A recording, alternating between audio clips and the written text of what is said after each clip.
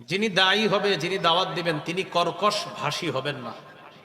মাওলানা মোহাম্মদ মামুনুল হক দামাত বরকাতুহুম, তিনি যে জোরালো ভাষণ দেয়, তো অনেকে মাঝে মাঝে বলে, আচ্ছা উনি এত জোরে ভাষণ দেয় কেন?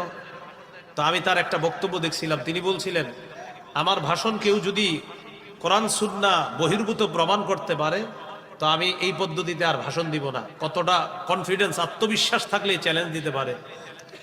সূরা আলী ইমরানের 159 নম্বর আয়াতে আল্লাহ বলেন, ফাবিমা রাহমাতিম মিনাল্লাহি লিনতা লাহুম, নবী আপনি আল্লাহর রহমতে তাদের জন্য নরম হয়েছেন।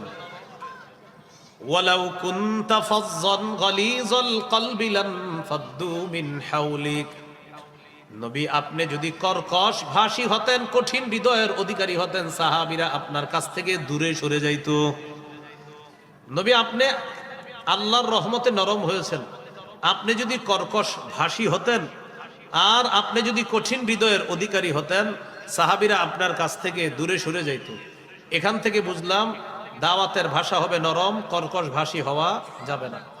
তবে বলেন সবাই, তবে সবাই সবাই বলেন, তবে মুনাফিকদের বিরুদ্ধে, জালেমের বিরুদ্ধে কিছু বলার সময় কঠোর ভাষা প্রয়োগ করা, কঠোর ভাষা ব্যবহার করা দোষণীয় নয়, প্রশংসনীয়।